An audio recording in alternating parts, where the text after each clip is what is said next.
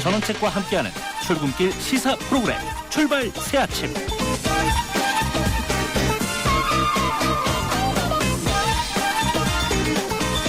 예, 전세계 출발 새아침 3부 순서 시작합니다. 출근길 도로 상황부터 들으시겠습니다.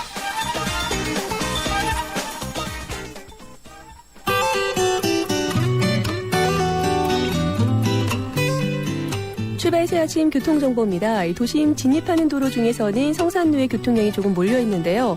현재 모래내고가차도 끝지점부터 이대 후문 쪽으로 속도가 떨어지고 있고요. 통일로는 홍은사거리에서 무학재역 쪽으로 가는데 차간거리를 좁힙니다.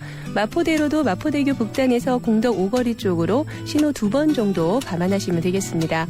그나마 오늘 성산로 교통 상황이 상당히 좋은 편입니다. 신촌역에서 아현역 쪽으로 이동하는데 여유가 있는데요. 다만 아현고가도로 위에서는 서행 정도 감안하셔야겠습니다. 또한 이 아현고가도로가 내일 오후 3시부터는 전면 통제에 들어갈 예정인데요. 철거 이후 8월 초에는 중앙버스 전용 차로제가 운영이 될 예정입니다. 평소 아현고가도로 이용하실 분들은 참고하시기 바랍니다. 이밖에 한강을 따라 이동하는 강변북로 올림픽대로는 계속해서 비슷한 구간 정체 감안하시면 되겠고요. 북부간선도로는 도심 쪽으로만 묵동에서 하월고까지 서행이 되고 있고 오늘 내부순환로가 상당히 여유가 있는 편인데요. 성수동 쪽으로는 전 구간 여유가 있는 편이고 도심 쪽으로 반대편 성산대교 쪽으로만 홍제램프 부근에서 짧게 주춤합니다. 출발 새아침 교통정보였습니다.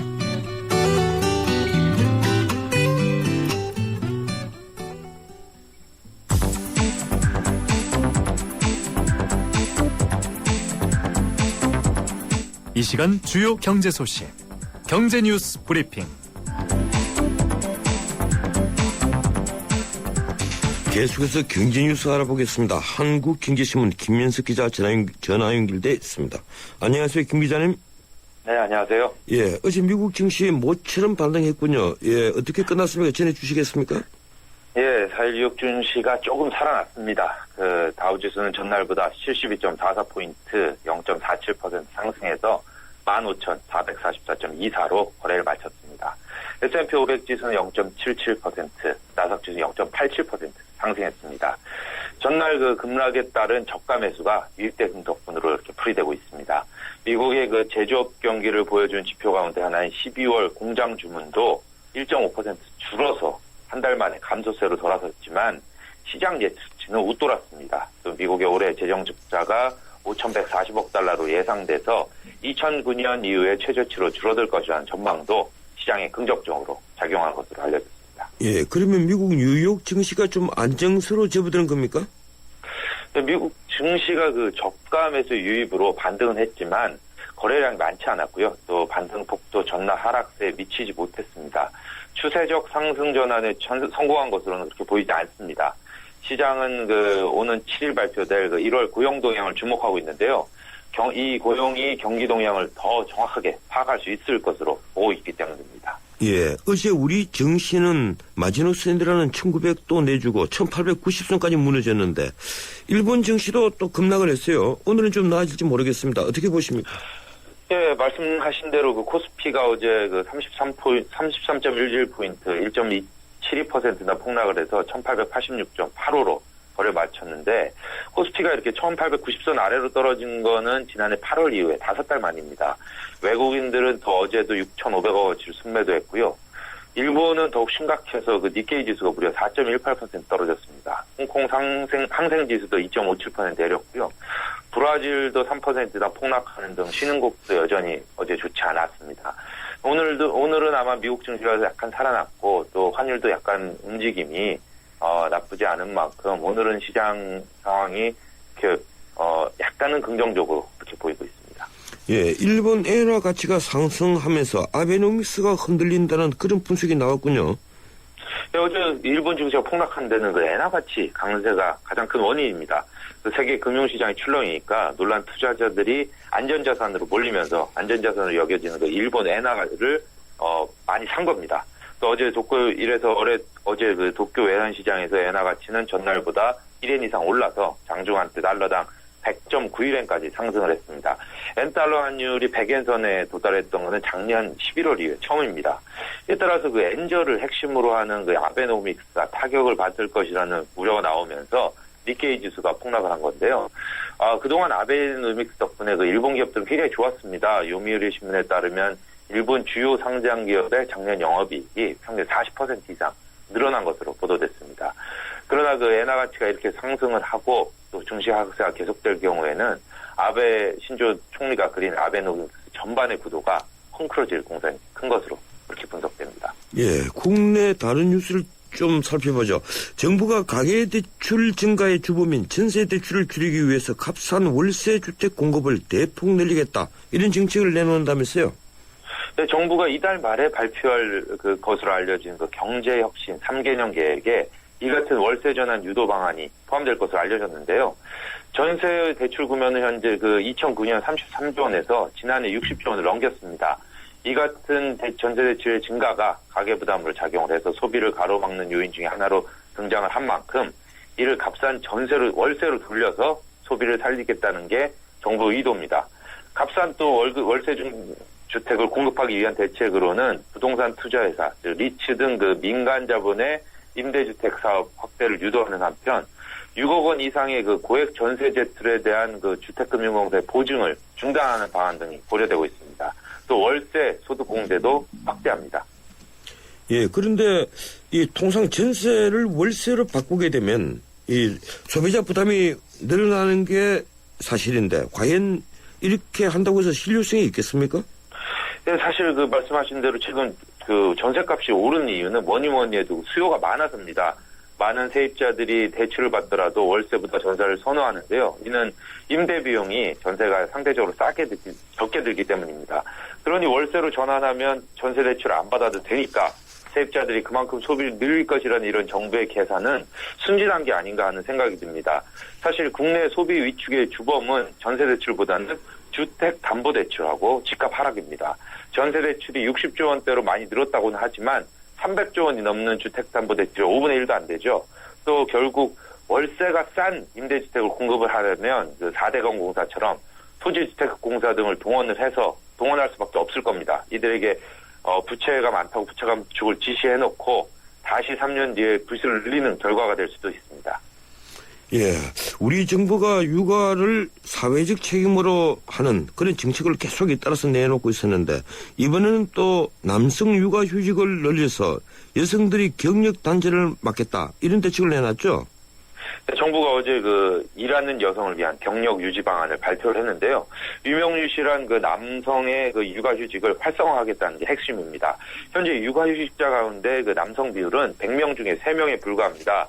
정부 조사 결과 대부분 눈치가 보이는 데다가 또 육아휴직 기간 중 급여가 적어서 생계를 걱정해야 한다는 답변이 대다수였습니다.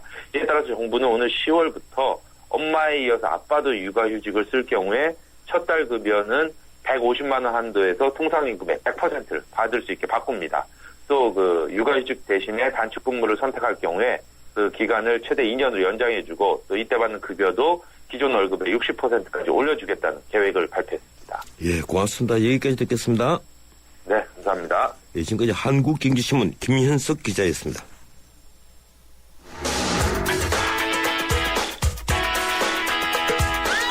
안녕하세요. 배우 손창민입니다. 매일 아침 출근길을 밝혀주는 세상살이 길잡이.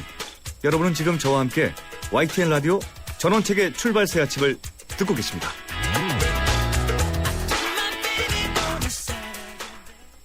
숭례문 부실 복원에는 원인이 있었습니다. 돈을 받고 문화재 수리업체에 자격증을 빌려준 것이 들통난 겁니다. 숭례문 복원공사에 참여했던 업체도 여기에 포함되어 있어서 충격을 주고 있습니다. 단청 작업을 지휘했던 국가무형문화재 홍창원 단청장은 문화재 수리업체 3곳에 자격증을 빌려주고 3,700만 원을 받았습니다. 자격증을 빌려줬다가 들킨 기술자는 15명에 이릅니다.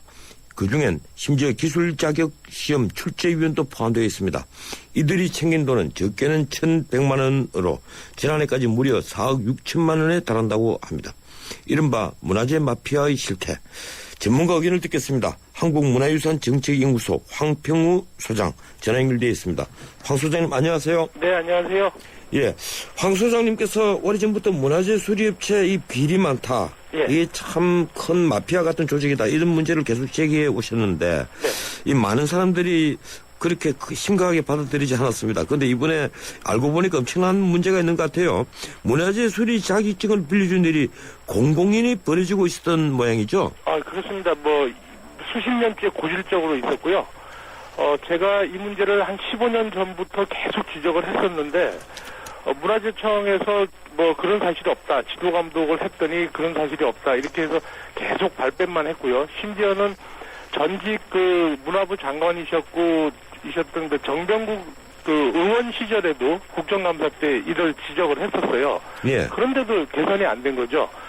결국에는 이제 여러 문제가 제기가 되니까 대통령께서 이제 의지를 확고히 보이셔서 이제 이런 결과가 나타난 거죠. 수사에 의해서.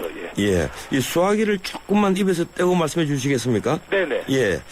이번에 적발된 인원을 보면 자격증을 빌려준 사람이 15명, 자격증을 또 빌려서 문화재 수리업을 한 업체가 19개. 네. 그래서 대표 19명이 입건이 됐는데, 이게 매년 1,000만 원에서 3,500만 원까지 받았더라고요. 네, 매년 한 사람이 그렇게 받는 예, 어떻게 이런 일이 장기간 동안 벌어질 수 있었던 겁니까? 그러니까 이제 조금 전에도 말씀드렸지만 사실은 지금 현재 용산경찰서에서 15명, 업체 19곳 이렇게 얘기하는데요. 이거는 빙산의 일각입니다. 이런 일이 가능했다라는 거는 아까 보셔서 알겠지만 인간문화재도 그렇게 돼 있고요. 시험 출제위원이었던 전직 교수도 그런 의미고요. 예. 그다음에 보시면 이런 것들이 계속 문화재청이나 지자체에서 관리 감독이 없었고요. 또 있다 하더라도 문제는 어떤 게 있었냐면 이 시험이나 문화재 자격증 대여하는 게 굉장히 엄격하게 구분돼 있었는데 이런 것들이 계속 민원 제기가 되고 제도개혁 철폐 이런 의미에서 보니까 자꾸 완화를 해줬습니다. 예. 자격증 대여하는 방법들에 대해서 이러다 보니까 점점점 그리고 이제 이 자격증은 국가 자격증을 문화재청 중앙정부가 관리를 했었는데 중앙정부가 이제 관리하기 싫으니까 지방정부로 다 떠넘겨준 거예요. 지자체에서 이런 문화재 수리 자격증을 가지고 있는 분들을 관리하기는 역부족이죠. 예. 이번 발표된 사건 말고도 대구지방경찰청에서도 같은 혐의로 9명이 불구속 입건됐던데 네. 이런 일이 전국적 현상의 모양이죠? 그렇습니다. 그리고 제가 이 자리에서 말씀드리고 싶은 게 서울 경기가 지금 현재 조사한 것만 또 다른 경찰서에서도 조사를 하고 있던데 한 50명 이상이 입건될 거라고 얘기를 듣고 있거든요. 예. 그러면 그 다음에 서울 경기 다음에 문화재 보수가 많은 곳이 경상북도입니다. 예. 근데 경상북도에서 9명만 문제가 있었다라고 얘기하는 건 좀 의문입니다. 이건 축소된 수사 같아서 만약에 이 문제에 대해서 좀 더 관심을 가지고 있다라는 경찰 고위직이 계신다면 대구 경북은 재수사를 해서 철저하게도 밝혀야 될 것 같습니다. 예, 이 경찰의 말을 들어보면 업체들이 돈으로 자격증만 빌리고 네. 일반 인부들을 공사 현장에 투입한 것으로 보인다. 네. 이제 이런 얘기를 하는데 네. 결국 업체가 자격증을 갖춘 기술자를 직접 고용하지 못하는 이유가 어디에 있다고 보십니까? 이렇습니다.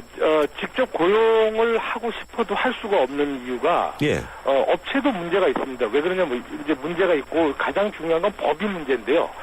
문화재를 수리업을 종사하고 싶은 이제 이런 사람이 있다라면 반드시 면허증을 가지고 있는 국가 자격증을 가지고 있는 4사람을 보유를 해야 됩니다. 예, 그렇더라고요. 이 방식에서부터 문제가 있는 건데 그러다 보면 일단 편한 대로 업체에서는 편한 대로 4명을 입정 자격증 수첩이라고 얘기하는데요. 그 사람들한테 수첩을 받아와서 1년에 1,500에서 3,500까지 이 등급별로 또 돈을 줍니다. 예. 그러면 그 수첩을 가지고 와서 문화재 수리업 등록을 하고 그럼 이 사람들은 내려오지 않고 현장에 있는 비전문가, 예를 들어 자격증이 없는 사람, 이런 사람들을 의해서 이제 문화재 보수가 이루어지는 거죠. 왜냐하면 그 사람들을 다시 데려오면 비용을 또 줘야 됩니다.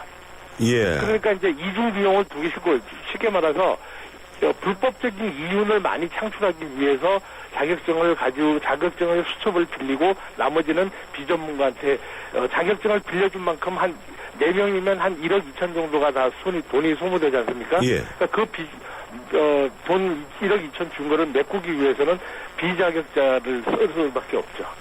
지금 수리기술 자격증 소지자가 작년 현재 제가 확인해 보니까 443명. 예. 요 숫자던데 이게 부족한 숫자입니까? 아니면 400명은 더 되는 걸로 알고 있고요. 예. 지금 현재 문화재 보수기술자 그 번호가, 물론 이제 운명하신 분도 계시고 연세가 많이 드신 분도 있지만 지금까지 한 1,500번까지 가고 있고요. 아, 그 정도가 됩니까? 예, 그 다음에 이제 단청하시는 분들도 꽤 많이 있는데 지금은 4등령은 더 됩니다. 그렇지만, 현재는 뭐 제가 볼 때는 우리나라 그 시험, 문화재 수리 자격증을 보는 시험 제도도 문제가 있어요.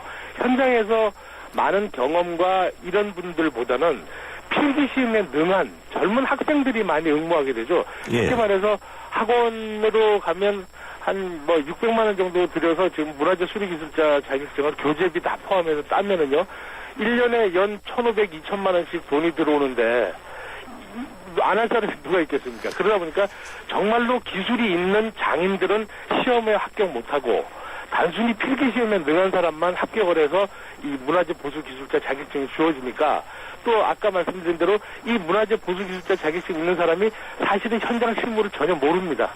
이러다 보니까 데려다 쓸 수가 없는 상태가 되는 거죠. 예, 그러니까 장인 위주로 자격증을 주는 것이 아니라, 네. 예, 필기시험을 쳐서 그냥 머릿속에 있던 지식 위주로 자격증을 준다, 그런 말씀이군요. 그렇습니다. 예. 예. 이 결국 업자, 기술자, 공무원들이 긴밀한 관계를 유지한 것이 장기간 이런 일이 감춰진 원인이다, 이렇게 또 보도가 되고 있던데. 예, 맞습니다. 예. 지금 왜 제가 이제 이런 보도가 나오고 말씀드리냐면, 문화재, 제가 이 자격증 대여가 우리나라 문화재 부실공사 이야기한다고 15년 전부터 제가 지적을 해왔어요. 예. 그때마다 문화재청은 그런 일이 없다, 이제 이런 식으로 돼 있으니까 결국에는, 그리고 이제 보면 문화재 자격증 중에서 이런 게 있습니다. 문화재 담당 업무를 했던 공무원들은 예를 들어서 20년 동안 근무를 하지 않습니까? 그러면 퇴직을 하면서 자동적으로 자격증을 주어졌어요.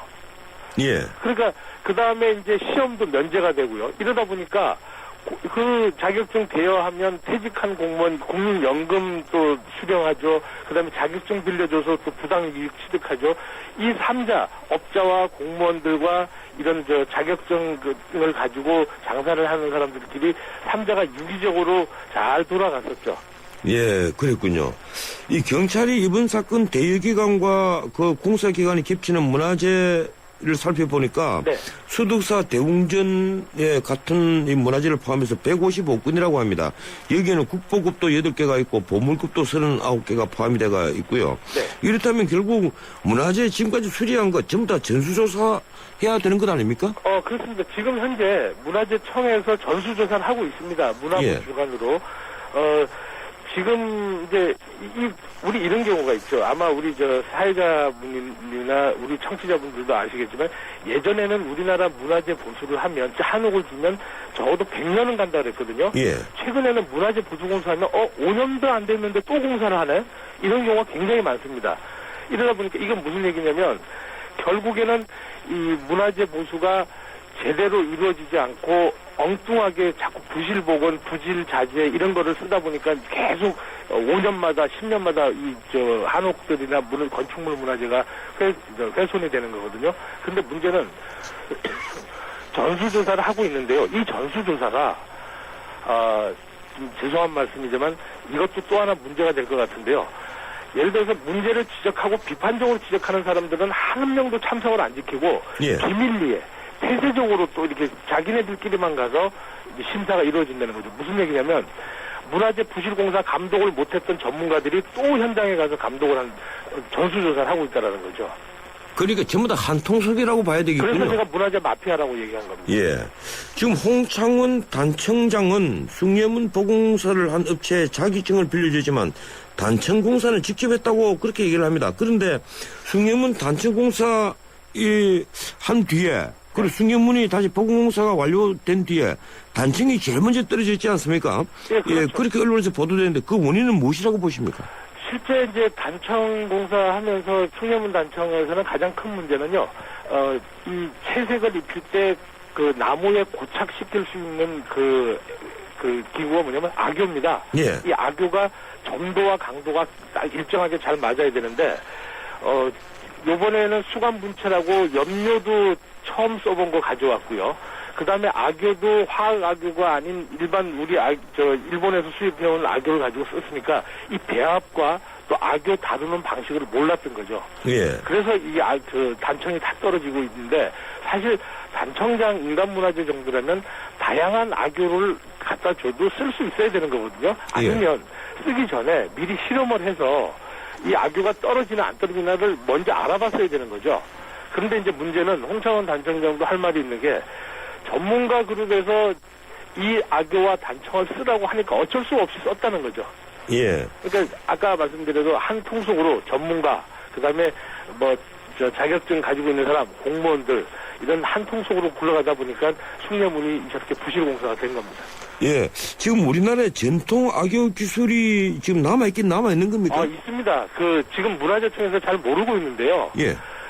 보도에는 우리나라는 악교가 없다는데 혹시 우리가 먹는 약에 보면 캡슐 있죠? 예. 이것도 식용 악교입니다. 아, 그렇군요. 예, 그 다음에 이제 우리가 케이크를 보면, 먹는 케이크 보면 이렇게 윤인하고 이렇게 고정으로 잘 세워져 있죠? 예. 이것도 식용 악교입니다. 그런데 알고 보니까 우리나라가 가장 좋은 악교를 많이 생산하는 나라, 미국, 뉴질랜드, 일본으로 수출하고 있고요. 우리가 일본에서 역수입해온 건 우리가 모르고 역수입해온 거죠. 예, 그렇군요. 우리나라의 악교 공장이 아주 우수한 악교 공장이 2개나 있습니다. 예, 끝으로 앞으로 문화재 보수를 할 때 어떤 것을 가장 중시해야 이런 부실을 피할 수 있겠습니까? 이런 제가 말씀드리고 싶은 거는 이런 문화재 공사는요, 이런 민간단체, 민간 기업에다가 영리 목적으로 주는 것보다는요, 예. 국가가 직영하는 게 낫고요.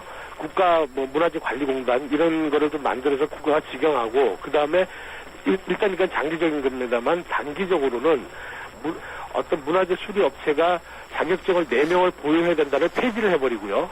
일단 어떤 공사, 개별 공사, 예를 들어서 광화문을 공사하는데 2년 정도 한다. 그러면 이 회사가 입찰을 할 때 문화재 보수기술자 누구 여러 사람을 컨소시엄에서 들어가면서 2년 동안 반드시 현장 근무하겠다. 그래서 사업마다 문화재 보수기술자들을 일단은 배치하는 게 이런 폐단을 막을 수 있을 거라고 생각합니다. 네, 고맙습니다. 여기까지 듣겠습니다. 네, 감사합니다. 예, 지금까지 한국문화유산 정책연구소 황평우 소장이었습니다. 웰빙 건강 한국문화 실용복지 실력이 참 좋은데 원광 디지털대학교 선취업 후진학의 기회가 참 좋은데 원광 디지털대학교 주부도 직장인도 꿈을 이루기 참 좋은데 물론 원광 디지털대학교지. 차민재를 키우는 특성화 사이버대학 원광 디지털대학교 2월 12일까지 신편입생 모집. 예, 3부 순서 여기까지입니다. 잠시 뒤 4부 이어가겠습니다. 300만 경제 수도 인천의 시대가 열립니다. 세계적인 국제도시 홍콩, 싱가포르, 제네바와 어깨를 겨루겠습니다. 2014년 9월 19일 45억 아시아인의 나눔과 화합의 대축전 인천 아시안게임이 펼쳐집니다. 45개국 아시아인의 꿈과 감동의 제전 아시아의 새로운 미래가 열립니다. 2014 인천 아시안게임과 장애인 아시안게임을 나눔과 배려, 공감이 있는 아시아인의 축제로 모두가 행복한 인천, 시민과 함께 만들겠습니다. 전국적으로 조류 인플루엔자가 번지고 있습니다. 닭과 오리 등을 통해 직접 전염되기도 하지만 사람을 통해서 또 운반 차량을 통해서 전염이 되기도 하는데요. 가급적 농장 출입을 자제해 주시고 출입을 할 때는 반드시 소독을 철저히 해주시기 바랍니다. 닭과 오리들이 갑자기 사료를 적게 먹거나 졸음 증상 혹은 폐사를 보일 경우에는 경기도나 일선시군 가축 방역기관으로 신고해 주세요. 방역을 위해 출입 차단과 이동 제한 등의 불편이 있겠지만 추가 확산을 막기 위한 것이니 적극 협조해 주시기 바랍니다. 지금까지 세계 속의 경기도에서 알려드렸습니다.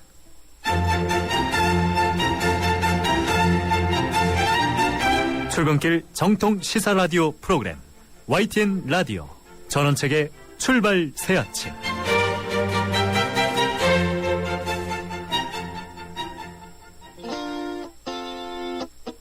미디어에 그려진 세상 뉴스와 뉴스의 뒷이야기. 출발 새 아침 미디어 포커. 예, 전원책의 출발 새 아침 4부 순서 시작합니다. 미디어 포커스 시간입니다. 뉴스를 뒤집어 뉴스의 이면을 들여다보고 기자가 주목한 부분을 심도 있게 짚어보는 시간이죠. 오늘 또 변함없이 윤경 경향신문 선임기자 스튜디오에 나와 있습니다.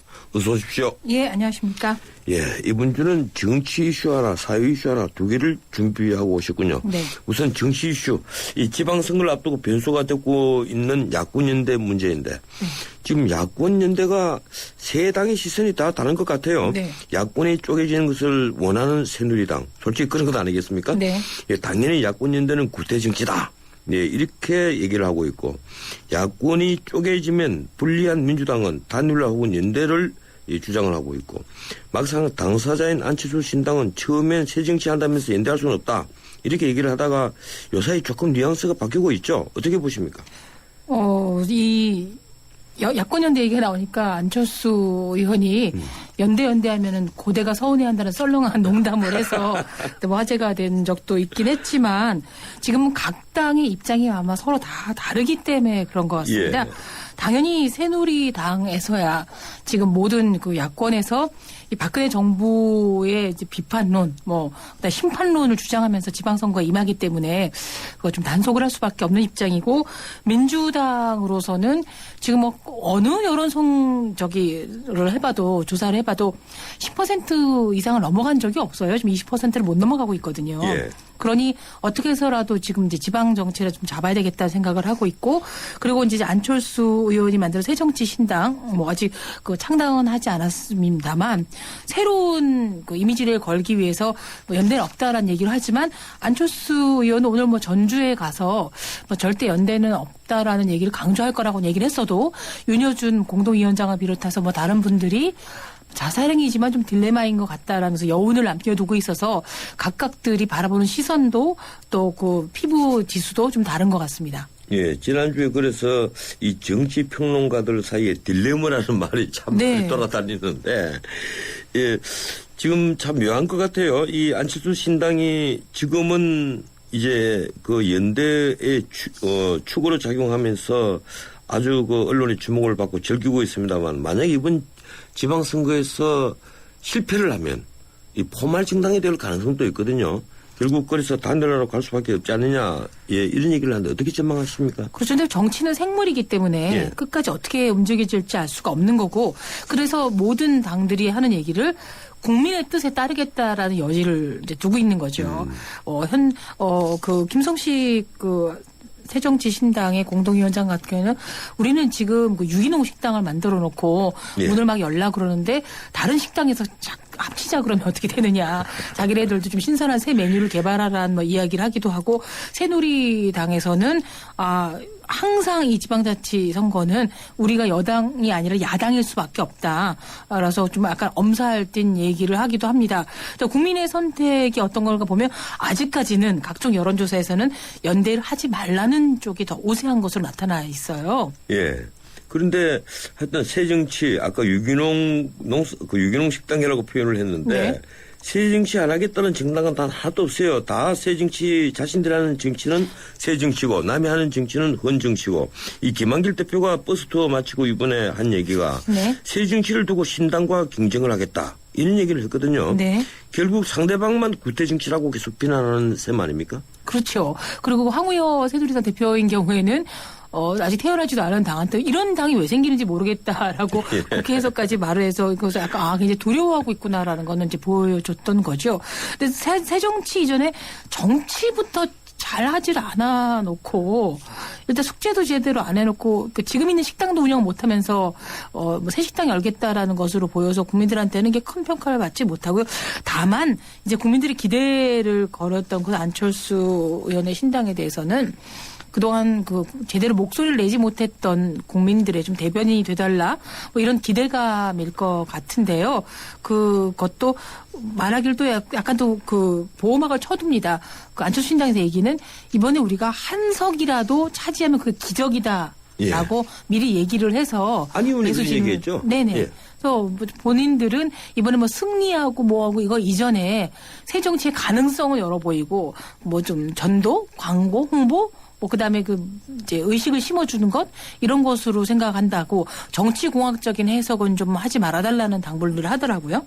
예, 제가 만난 정치부 기자들은 대개 이 안철수 신당의 호남 한석 그리고 네. 비호남 한석을 건져야만 성공하지 않겠느냐 네. 이런 얘기를 하던데 우리 유 기자님은 어떻게 보십니까? 그죠. 더군다나 여기 강봉균 예. 전 의원이 참여를 해서 아마도 전북지사로 점쳐지고 있습니다. 예. 이제 그럴 경우에는 또 민주당에서 정동영 카드가 다시 나올지도 의문이 들고요. 예, 그렇죠. 또 광주에서도 뭐 지금 강원태 시장 열심히 하고 있지만 또 다른 분들이 거기 또 나오기도 하고 부산도 지금 뭐 김성식 전 의원의 뭐 나오라는 얘기도 본인은 이제 아직까지 고사하고 있습니다만 어느 정도 될지 모르겠고 박지원 의원 같은 경우도 전남이 어렵다면 본인이 나갈 수도 있다라는 여지를 둬서 지금 5월쯤이나 봐야 후보며 뭐며가 가시화 될 수 있을 것 같고요. 지금 새누리당도 뭐 중진 차출론이 나오지 않습니까? 예. 뭐 황우여 대표조차도 인천시장으로 나와야 된다. 뭐 이런 것들을 해서 지금 뭐 서로들 뭐 눈치도 보지만 위기가 아닌 당이 없는 것 같고 그런데 이제 국민들의 그 체감 온도는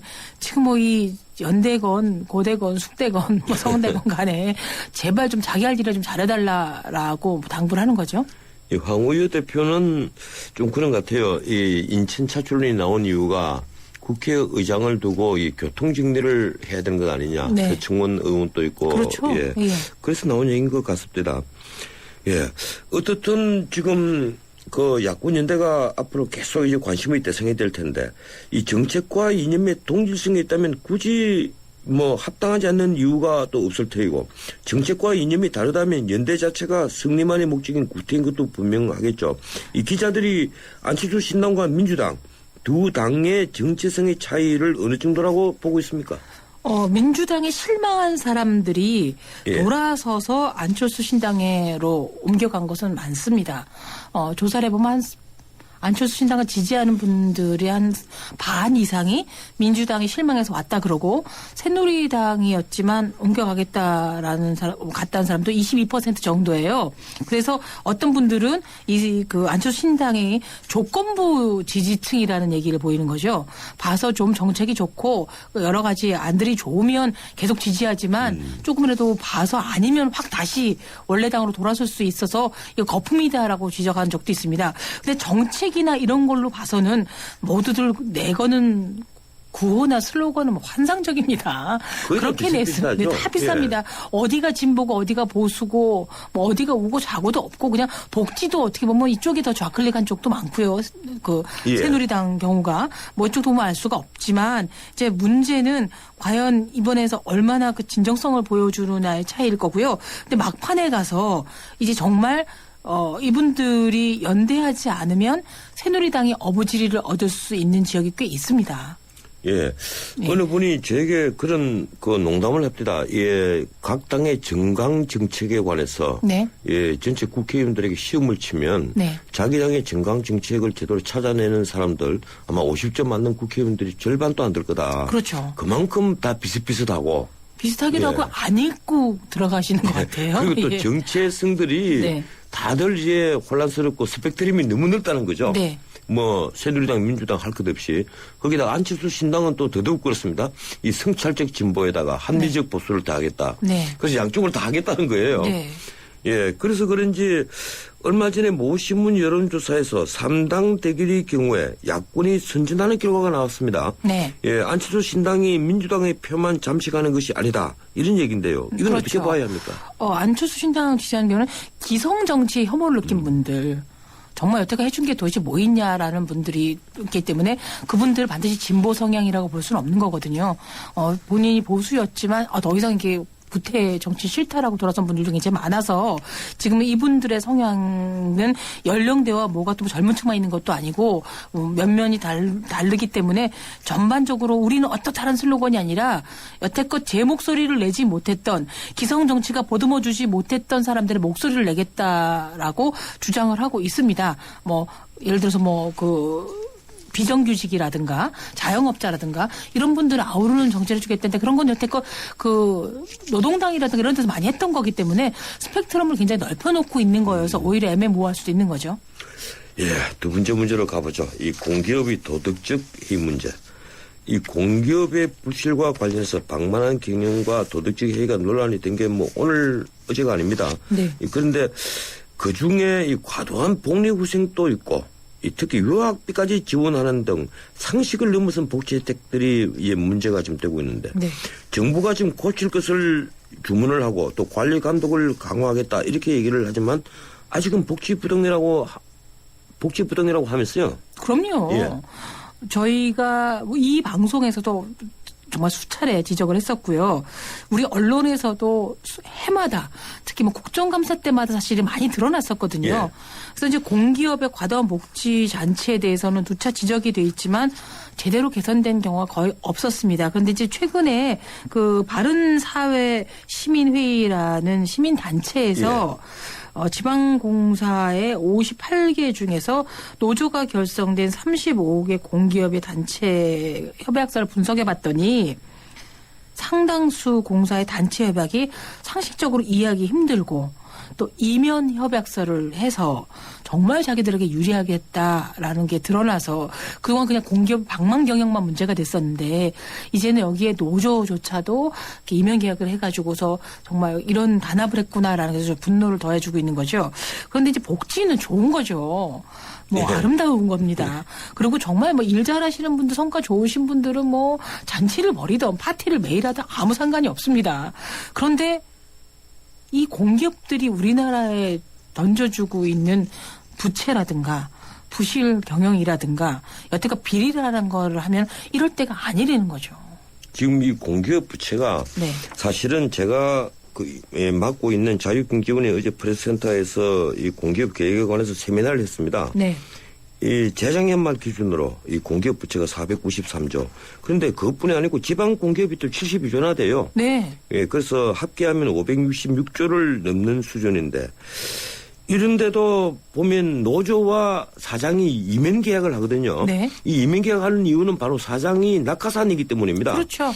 뭐 우리가 집권하면 절대 낙하산 없다 이런 얘기를 하면서 집권을 하면 어느 정당이 집권을 하더라도 또 낙하산이 내려가는 거예요. 이 정부도 마찬가지입니다. 잔치가 끝났다 하고 네. 난 뒤에 당장 도로공사부터 또 낙하산이 내려가거든요. 그렇죠. 예, 지금 이게 이면 계약 중에 어떤 것들이 있습니까? 한두 개만 좀 말해 주시죠.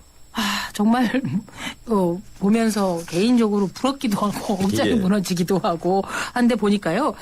뭐 학비를 대주는 것도 대학생 학자금 융자를 주는 것만도 수십억이 뭐 있었었고요. 예. 그다음에 그 특목고라고 그러죠. 그 예. 등록금이 뭐 1,000만 원, 2,000만 원 되는 것도 전체 부담을 할 뿐더러 해외 유학 자금도 주고 그다음에 해외 그 전 직원들이 해외 연수 배낭여행을 200명으로 확대 시행을 해서 매회 해외 선진지 뭐 견학 뭐 이런 것들 해가지고 노조의 아예 상에 뭐 조약시킨 경우도 굉장히 있기도 하고요. 강원랜드죠. 거기서는 정선에 있는 데서는 카지노 시설이 아주 잘 설치됐다면서 리모델링을 하면서 성과급으로 100만 원씩을 나눠주는 일까지 있었던 거죠. 심지어 뭐 강원랜드 같은 경우는 회사가 보유하고 있는 자사주까지도 나눠줬다. 예, 자사주도 150만 원 상당씩을 예. 다 나눠줬었고요. 그리고 뭐 행사 때라든가 뭐 이런 것들, 그다음에 이제 퇴직하는 분들에게야 뭐 선물할 수가 있겠지만 뭐 과도하게 선물을 준다든가 그리고 퇴직자를 다시 고용했지만 이분들이 정작 하는 것은 한 달에 한 2시간 근무하는 것 이런 걸로 해서도 150만 원씩을 계속 줄 수 있도록 했다든지 이런 식으로 상상을 초월한 겁니다. 500조 이상의 그 부채를 갖고 있고 그다음에 뭐 방만한 경영을 하고 있음에도 불구하고 이런 걸 한다는 거는 더구나 공기업의 경우에서 이런 거는 결국 이 피해가 우리들이 내는 세금으로 나가야 되기 때문에 국민들이 이거는 눈 부릅뜨고 감시를 하고 시정을 계속해서 요구해야 될 상황이라고 생각합니다. 예, 사실 참 이 도덕적 해이도 문제지만 이 낮은 생산성도 참 문제인 것 같아요. 네. 예, 쉽게 말하면 이 고연봉의 높은 직책으로 자동적으로 올라가도록 네. 예, 설계를 해놓고 그래서 퇴직은 하지 않는데 일자리가 그렇게 직책이 없으니까 한국거래소 같은 경우는 1억 이상 돈을 받는 분이 주차장 관리를 하고 있단 말이에요. 네. 이러니까 이런 황당한 일이 벌어지는 건데 예, 앞으로 지금 공기업 공공기관의 복지 혜택 축소 그리고 경영 정상화 등을 놓고 민영화 논란으로 많은 이 논란이 벌어질 것으로 보이는데 지금 취재 현장에서 들려오는 목소리는 어떻습니까? 이제 정부에서 지침을 많이 내렸습니다.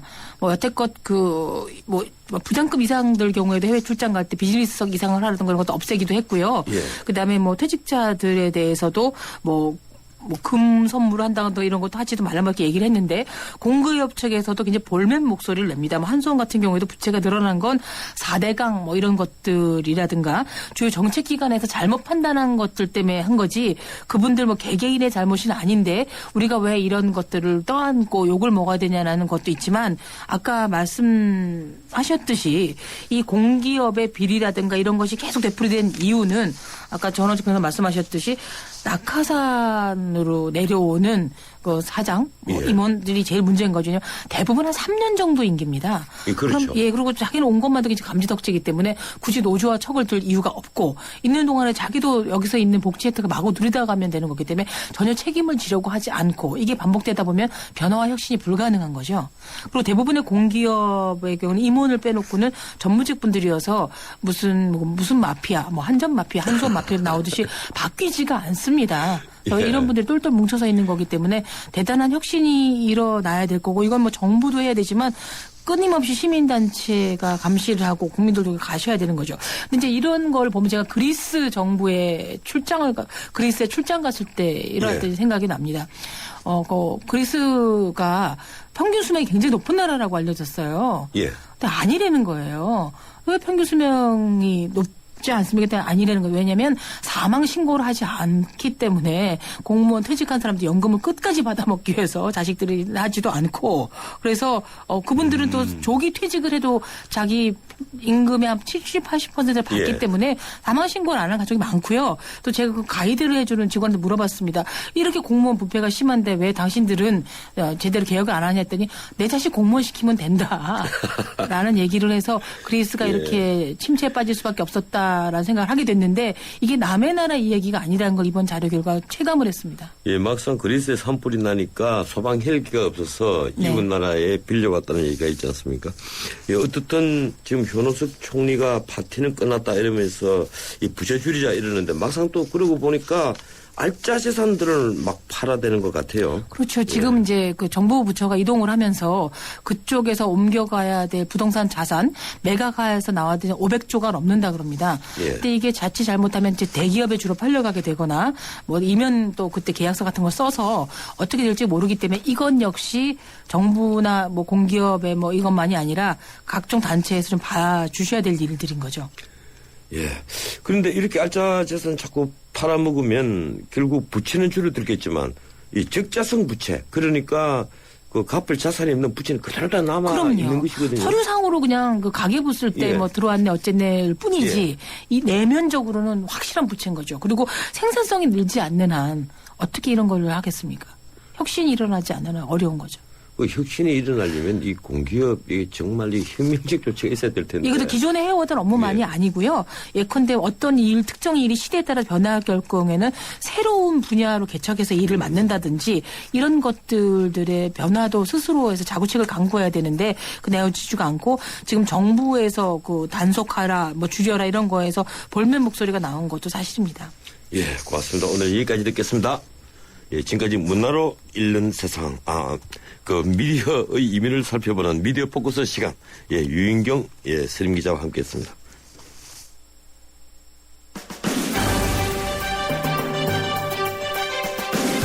요사이 공기업 개혁이 화두가 되어 있습니다. 이 공기업의 과다한 부채가 우선 문제입니다. 우리 공기업 부채 말씀드렸다시피 493조, 지방 공기업 부채 73조를 합해서 재작년 말 기준 566조입니다. 이런 천문학적 부채의 원인은 정부 정책 수행과 낮은 생산성 때문입니다.